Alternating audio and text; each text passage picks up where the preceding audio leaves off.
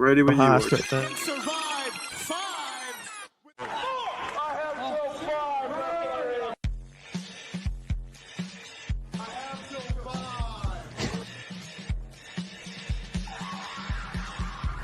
Hall of Famer Tito Santana, hoping to give. Hello, Hey guys, Hello there, my very good friends, ATB and Tan, till 5. Wedding my jeans, bro.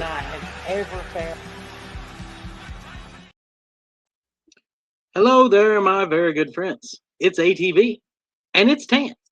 That's right. We are back for another fun episode of Till 5 Wrestling. It's a special ATB birthday bash. I took everything that we had planned this week, pitched it in the bin, and said, I'm going to rewrite it and drop it in on Tanner on Sunday. Because he needed to do our usual season segment of something about Nigel McGuinness. So we're doing technical spectacles tonight on Nigel McGuinness. So you've heard us talk ad nauseum about how great Nigel McGuinness is. One of the best technical wrestlers there's ever been in pro wrestling. You can go back and look at any match he's had against Bryan Danielson, any match he's had against Austin Aries, pretty much anything he did. Oh, Joe. 2008, 2009 is going to be well worth watching. Yep. Now, he was... Wolf Run in TNA I thought was really good. It was. His matches with Angle were a blast. He had... he could have been booked better. Well, yeah, I think health got in the way of part of that for him, too. For sure. Now, he had... I really liked his match with Jerry Lynn, where Lynn won his first world title in ROH. That was a great one. That was in 2009. I really feel like Nigel's matches with Claudio Castagnoli in ROH helped to elevate Claudio to a higher level. For sure. Nigel elevated everybody he worked, man. He really did.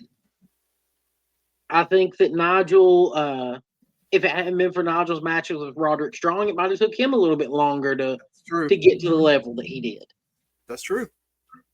Now, there's a lot of modern wrestling fans haven't gotten the chance to see a lot of Nigel. Tan, if you had to pick one match that a non-Nigel fan had to go back and see for its technical ability, what would you make them go back and watch? Well, it's easy to say any of the Nigel versus Danielson matches. Any of them. Just drop a coin on this. We did an entire live about those. Well, yeah. But I'm going to say Nigel versus Samoa Joe. And you also mentioned Nigel versus Jerry Lynn, which is a great match that I would also recommend. I'm going to go back to August of 2007. Nigel's got a Pure Rules banger against Chris Hero that I highly recommend. Go hit up the ROH Club and check out that match. Yep, Honor Club. You can find Chris Hero. You can find Nigel McGuinness. Yeah, ROH is in kind of a rebuilding stage, and I think they've gotten a lot better. At least you get a lot of their workers on Collision, where Nigel's there on commentary, so he's helping to put these guys over. He's got to be in the back helping work with them. Nigel's a great hand. He is, in my opinion, one of the top 5 technical spectacles there's ever been. And he's going to keep wrestling. Yeah, he's still going. Yeah, as part of his new deal, he's excited to continue to wrestle. He wanted that as part of the deal. Well, I got to see that firsthand in Cincinnati a few months ago, and it was great to see Nigel in the ring again. And I hope that eventually we can put him in the Continental Classic. Can we get that this year? Please. Or is that asking too much? It might be a little too much, but that's wishful thinking. No. I want him back full-time, Nigel McGuinness for the world champion. One more round. Let's do it. Nigel and Hanger. Let's get it on. Right now.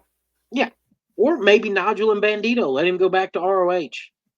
Let Nigel go back. Will tear the house down.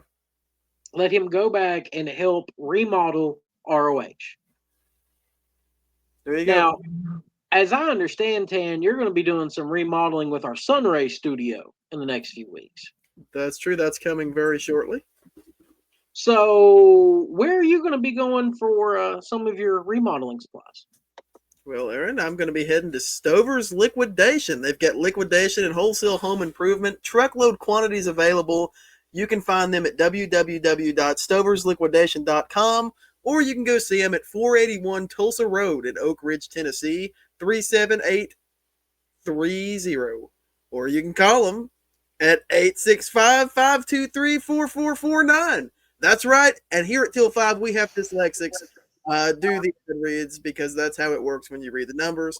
They're open from 8 a.m. to 6 p.m., 24 hours online, and they're closed on Sundays. That's Stover's Liquidation, and tell them Till 5 sent you. That was fun. It's the numbers, man. It always goes so good when we get to the numbers. You're like 378. And it pops you so much to know that you've got a dyslexic on the show. Well, it's part of the TNA of TAN is the DNA of TAN. Now, next up, we're going to talk about the first of a new segment here in the next mid thing. And our first one's Matt Morgan, because this guy had all the potential in the world. That's true, but he remained green for the majority of his career. Well, at some point, you're not just green, you're just shit. Yeah.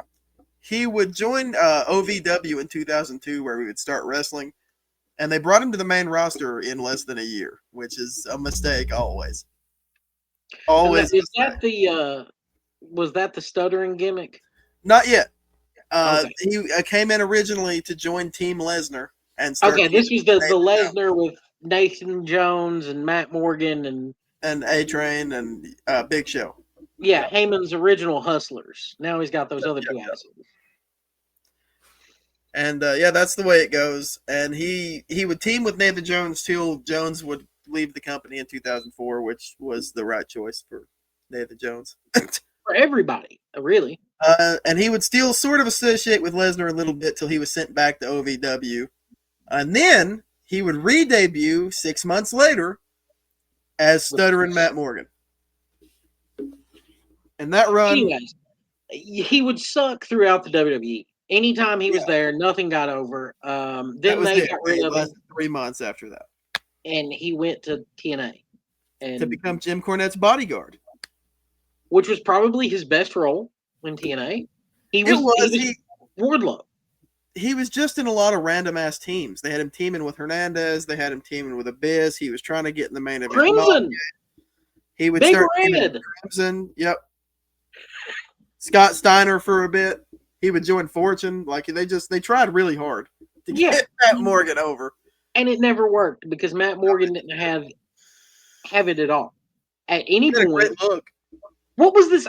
As I was looking through pictures for this graphic, I saw one of him with like a purple robe in Impact. Mm-hmm. What the hell was that shit? Yeah, he did like a God's gift gimmick. I can't remember what exactly he called himself, but I think he was teaming with Joey Ryan or something around that stretch. It was very weird.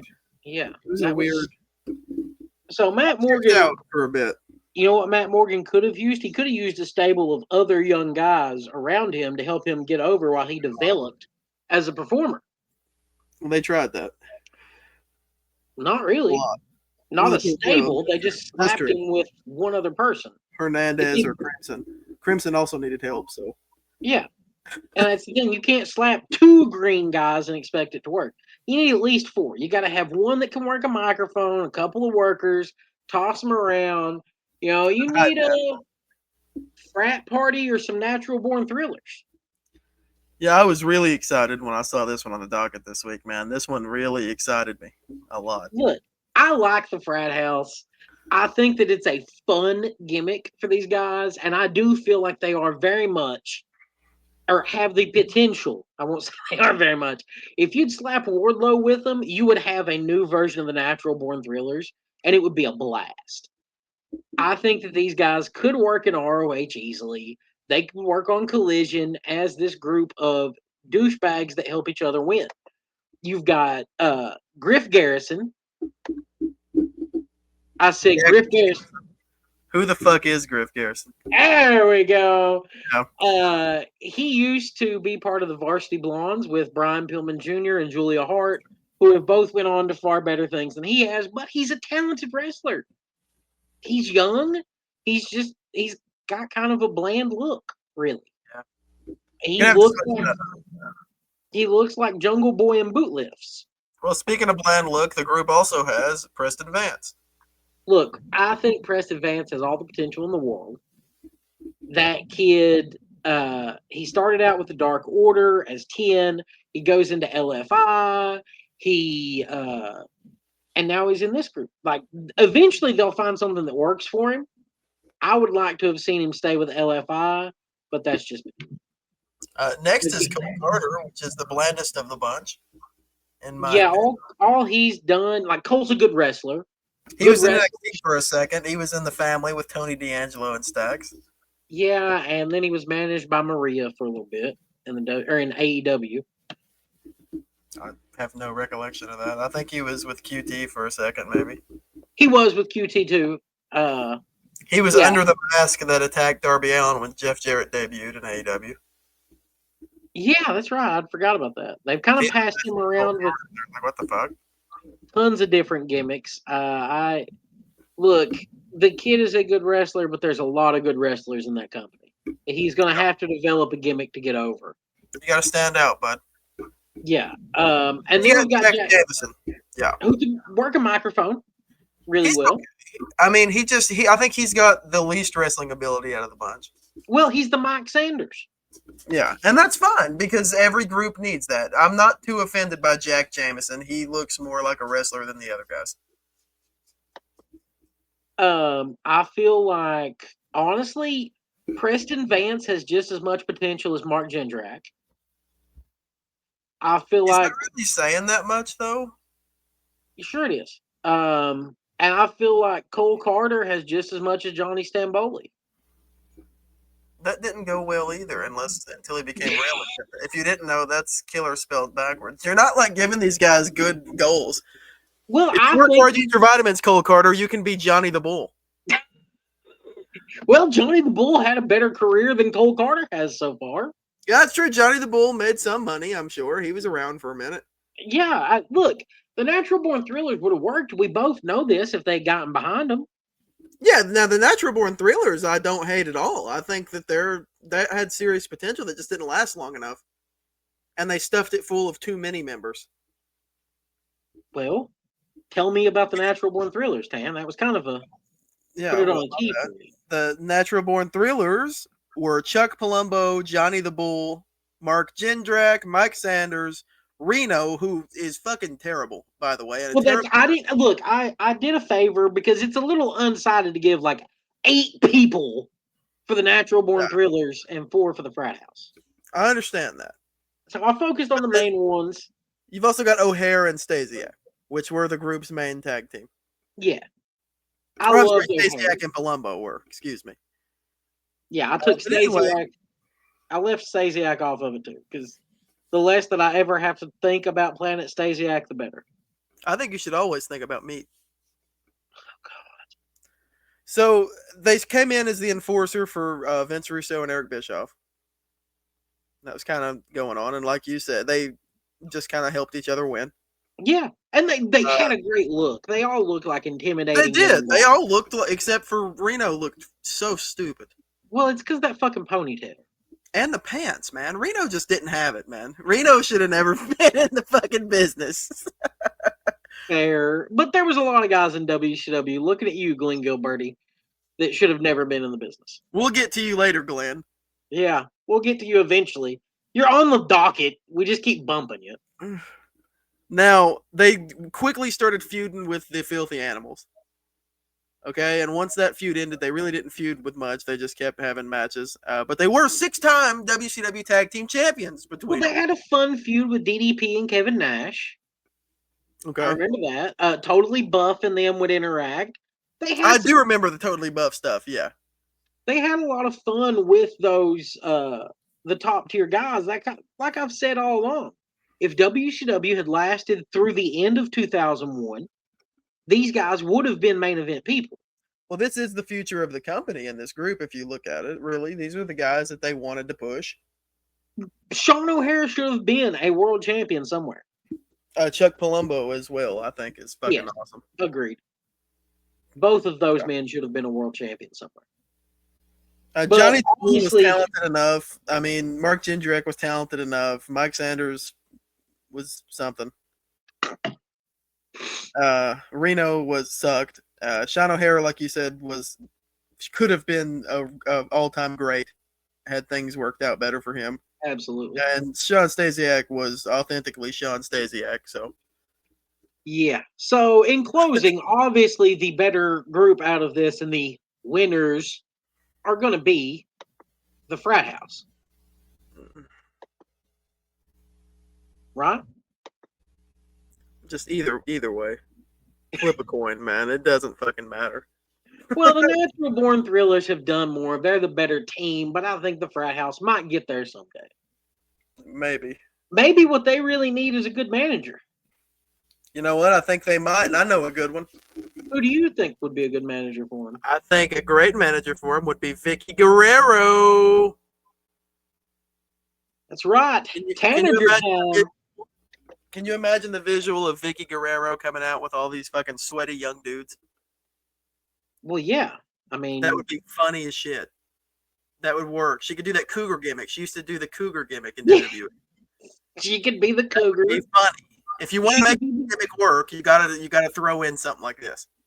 You could set it up as a vignette where they think that she's a hired stripper, but it's really just the next door neighbor trying to get him to stop. And then she ends up managing them because she whips them into shape. That would be, yeah, you could have done that. Sure. That would have worked. Vickie was still around. But let's get into Vickie. So Vickie, I don't want to get into that. Whoa, hey, ooh, all right. Well, she would debut in the WWE in 2005 during the storyline where they had the custody for Dominic Mysterio, Ray and Eddie. I often forget about her appearances there because all I remember is Eddie screaming, "Where the fuck is Vickie?" After that, in 2006, she started making a few more appearances, and she was in a storyline with Chavo where she claimed Chavo was a leech living off the Guerrero name. And during that feud, of course, Rey Mysterio got involved, and for some reason, Vickie would turn on Rey Mysterio and side with Chavo and become Chavo's business manager. It's interesting that all three of these people were fighting over who was just trying to make $1 off the Guerrero name when they all were. Benoit also was in and out of this feud. Would come in. Of course he was. She really was. That's crazy. They were all like, "No, you're trying to make $1 off the Guerrero name." But then the assistant general manager of SmackDown, and she would quickly get involved in a love angle with Edge. I actually enjoyed that because I thought it was so funny the way that every week Edge would be like, "Vickie, come on. Come on." Dude, that was funny, and I loved that every single week she was booking him for world title matches continually. That was just hilarious. Well, he had the Edge heads to help him out then. Well, I was going to say that happens shortly after they formed La Familia with the Edge heads, Chavo, and Bam Neely. There's a name for you. Oh, wasn't that one of the Bashams? Or was that somebody else entirely? Oh, okay. No, Bam Neely was just Bam Neely. See, I didn't watch a lot of SmackDown. You know this. But I remember enjoying Edge.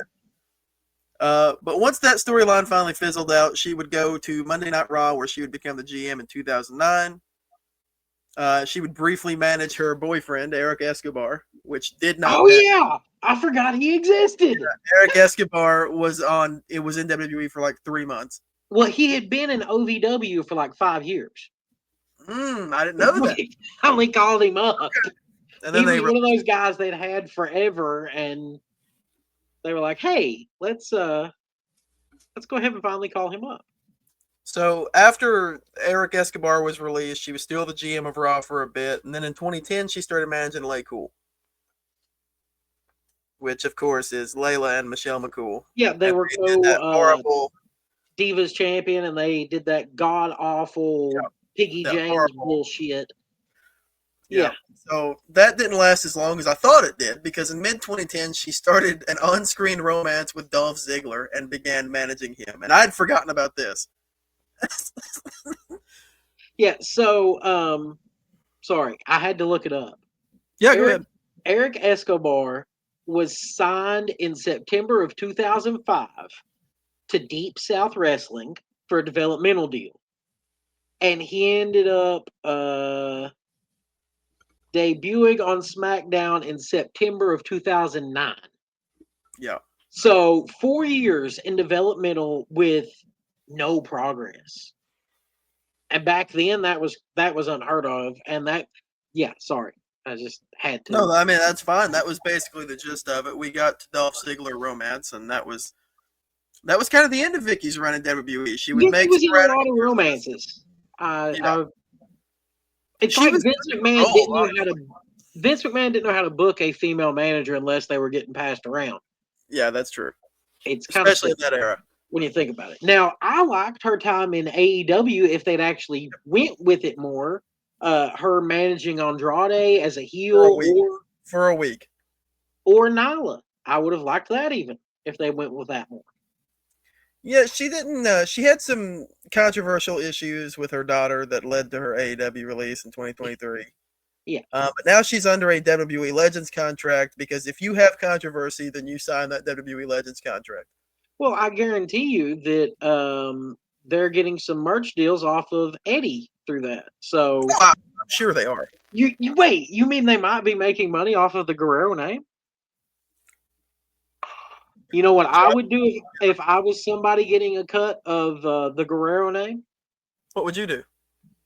I'm pretty sure that I would load up the car and head to 2560 East Andrew Johnson Highway, Suite 3 in Greenville, Tennessee, and go see our good friends at Green Hemp Company, because they're always rolling in the foothills of the Smokies. You can call them at 423-609-7138. They're open from 9 a.m. until 10 p.m. Monday through Friday, from 10 a.m. until 7 p.m. on Sundays. Go see our good friends at Green Hemp Company and tell them that Till 5 sent you. All right, let's just go ahead and get into this next one. All right. Rip the Band-Aid, Aaron. The WCW Rewatch Project, we have reached the point that is, I don't know if you've seen this or not, but there are tons of reviews out there calling this the worst wrestling pay-per-view of all time. Yeah, I saw that before I watched it, and decided to, of course, for the show, I had to sit through it anyway, and I have to agree. This is awful. Well, we had, just go ahead, Tan. Let's run through it in order. Come on. Well, I'll run through it. We start with fucking Ernest the Cat Miller with Sonny Ono versus Disco Inferno. Yeah, they had a little dance disco battle, and that happened, and that was 8 minutes. Why? I don't know. This is a company that's known for opening up the shows with a banger. This was not a banger. And you opened it up with some dumbass dance-off? No between banger. You guys who aren't good wrestlers to begin with. Yeah. And I feel like that was a true sign of the things to come.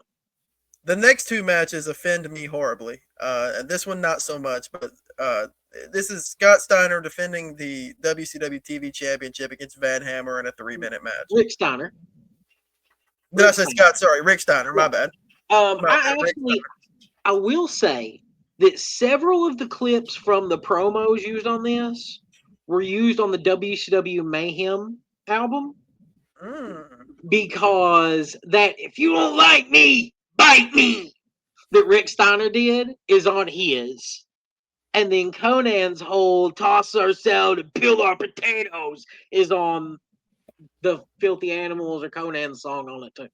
Sorry. Well, that's fine. The point is that was dog shit. That match was fucking awful.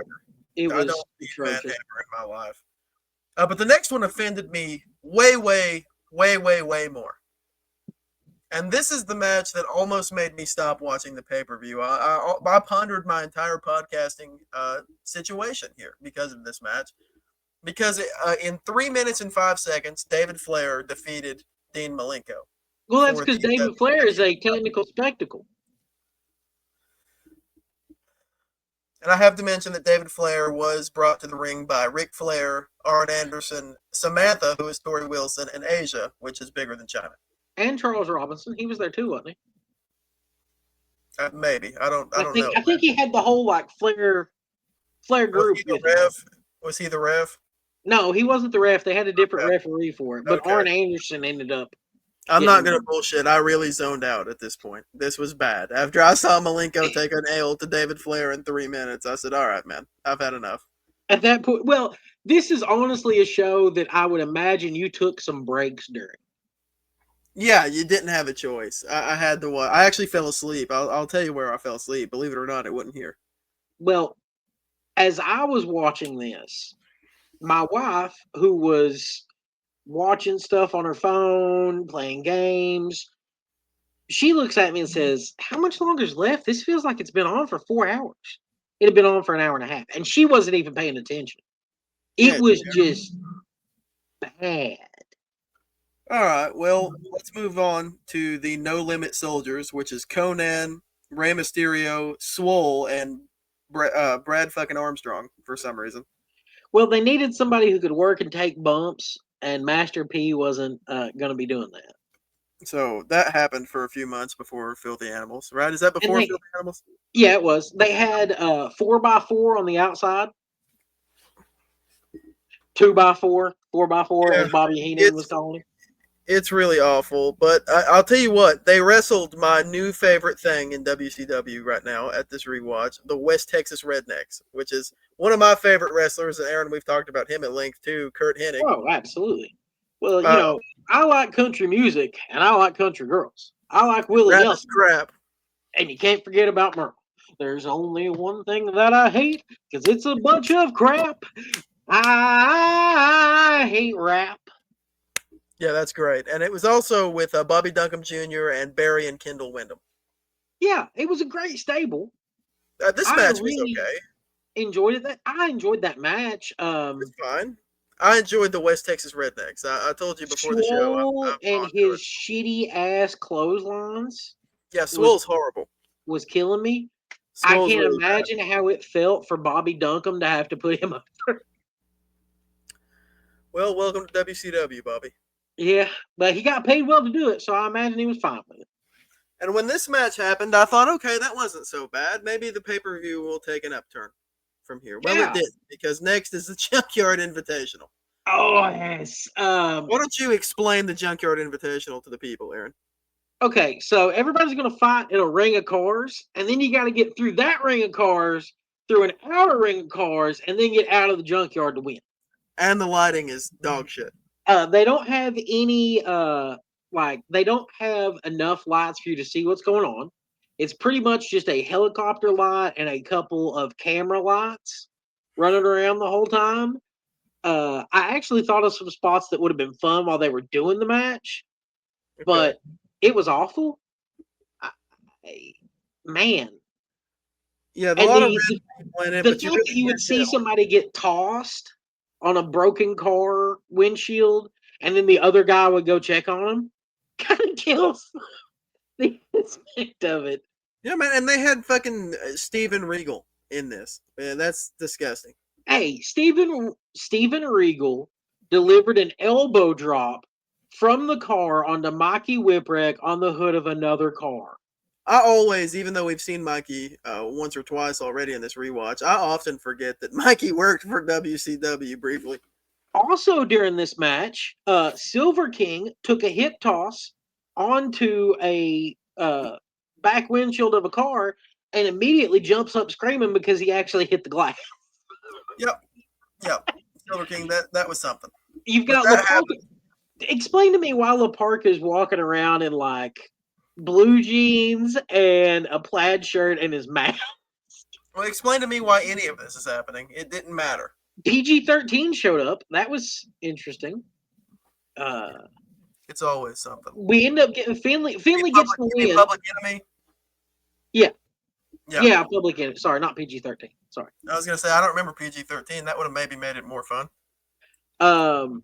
Finley gets the win by kicking over a barrel on fire that causes a car to explode, and the explosion keeps everyone else at bay. That's the only way that he won. and he got a sweet trophy. You can see the trophy pictured right here as if Randy Savage is reaching for it under project there. Horrible.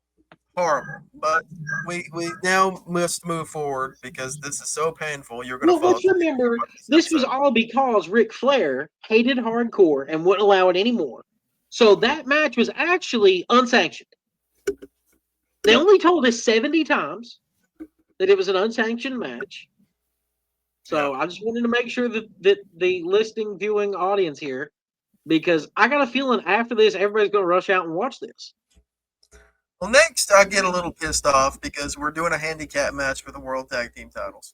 Well, that always makes sense, right? So you get the Jersey Triad, which we enjoy, of Diamond Dallas Page, Canyon, and Bam Bam Bigelow, taking on Chris Benoit, Perry Saturn, who we also enjoy. Yeah, well, at this point, I believe was right around when several wrestlers were very upset, and Bischoff said, if you don't like it, you can leave. And Raven said, yes, please. And Raven took the offer and went back to ECW in a heartbeat. That's true. Kidman, Rey Mysterio, and Conan also tried to walk out, but Bischoff wouldn't let them. They were running this storyline that Malenko had tried to fix the Four Horsemen. And I guess that's how Saturn got wrapped up into the Benoit thing, because he didn't have Raven anymore. So just wanted to explain why these guys were what we were stuck with for the tag team title match. Well, I will say that obviously we're also fans of Benoit and Perry Saturn. Oh, absolutely. It was 5 really great workers. The match was fun, but I felt like the match would have been much better if it was just DDP and Canyon versus Benoit and Saturn. Just make it a classic tag match. If it had been any two of them. Yeah, any two members. You could have done Bam Bam and Canyon, it would have been a blast. Sure, because Saturn and Benoit would have bumped all over the place for Bam Bam. Yep. But whatever, Jersey Triad wins. Congratulations to them. Yeah. Next up, you get a boxing match with Millis Lane as a special guest referee. Well, and Buff's got the best corner person he could ever have.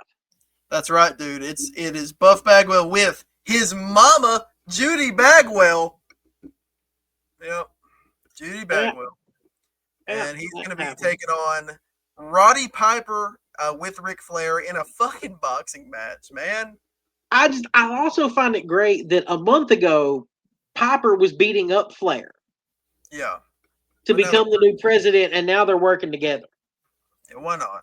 It doesn't make any sense. This is the worst writing there's ever been in professional wrestling, and this is all Eric Bischoff. So for all the people that want to piss and moan about Vince Russo and JCW and Russo's run, this is some god-awful shit. It's terrible. That Bischoff was presenting. It's almost as bad as the god-awful shit like watching CM Punk come out and grin and buddy up with Logan Paul for whatever fucking reason, and then he sides with the Vision because apparently the fucking tsunami doesn't really hurt that much. We're talking about Bash at the Beach.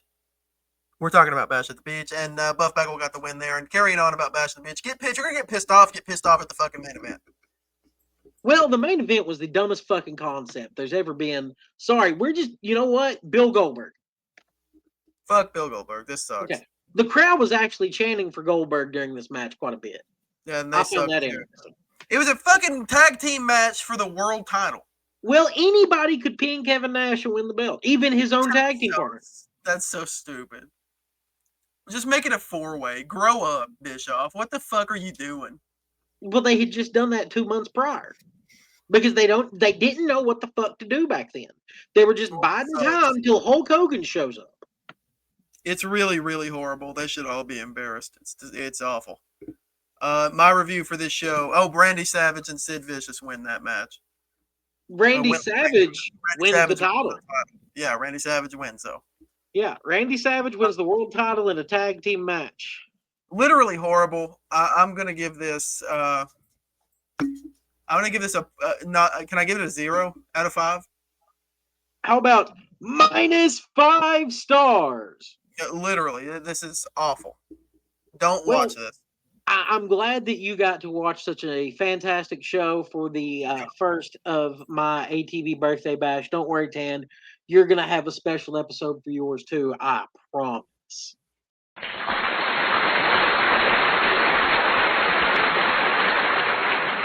Happy birthday. Happy birthday. We love you so much. We love you so much. Mwah. Mwah.